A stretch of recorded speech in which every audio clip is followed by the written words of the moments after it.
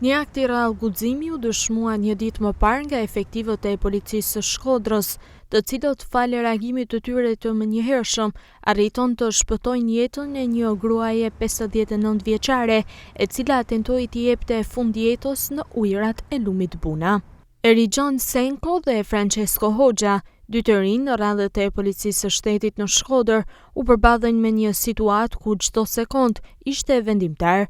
Pas një hezitim, ata ndërhyn duke rrezikuar jetën e tyre, por të shpëtuar një tjetër, duke dëshmuar profesionalizëm dhe përkushtim të lartë në detyrë. Për mua ishte një emocion i pabesueshëm, një akt që e mora e ndërhyva në kohë, shpëtova një jetë njeriu. Kur afrova atje që pas shtetasin që ishte në ujë, nuk mendova dy herë. O që direkt gjeken, o direkt në ujë për të shpëtuar. Ka mirë direkt ka ndërhyrë, qëllimi ishte që t'ja shpëtoja jetën dhe e arrita qëllimit. Apo e nxorëm nga ujë, bashkë me kolegët, i vam ndihmën e parë. Po me njëherë pastaj ambulancën e transferuam drejt në spitalit rajonal Shkodër. Më shumë është një mision, se sa një profesion për të qenë në ndihmë të qytetarëve. Një moment i papërshkrueshëm ishte diçka si një skem filmi. Thjesht bëhet çudim me veten, a seriozisht a jemi ne që po e bëjmë këtë gjë. Dhe në moment nuk është se menduan që do bësh kaq bujë dhe do shpërthenin portalet duke bërë këtë lajm të bujshëm.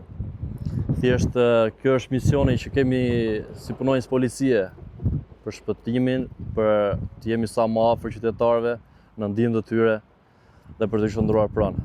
Shefi i patrullës, Kristian Loci, tregon se menjëherë pas marrjes së njoftimit për një person që rrezikonte të mbytej, ndërhyrja ka qenë e shpejtë dhe e koordinuar, çka bëri të mundur shpëtimin e jetës së gruas.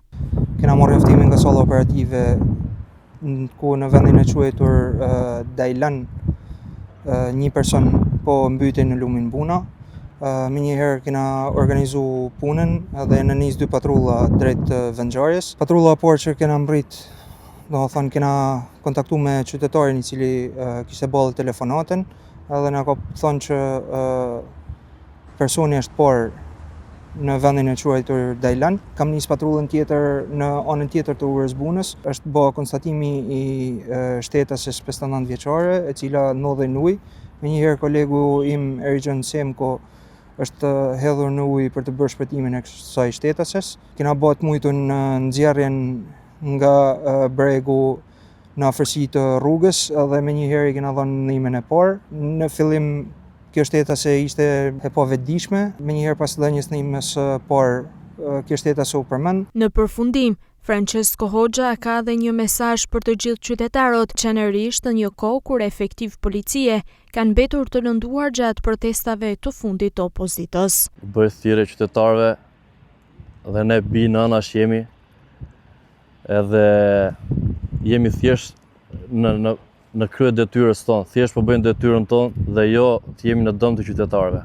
Policia e shtetit është gjithmonë në mbrojtje të jetës së qytetarëve dhe ne do jemi gjithmonë aty për ata sa të kenë nevojë. Ky akt guximi dhe humanizmi mbetet një shembull frymëzues i përkushtimit të policisë së shtetit ndaj jetës dhe sigurisë së qytetarëve, duke rikujtuar se në momente të vështira, ndihma dhe reagimi i shpejtë mund të bëjnë diferencën mes jetës dhe humbjes së saj.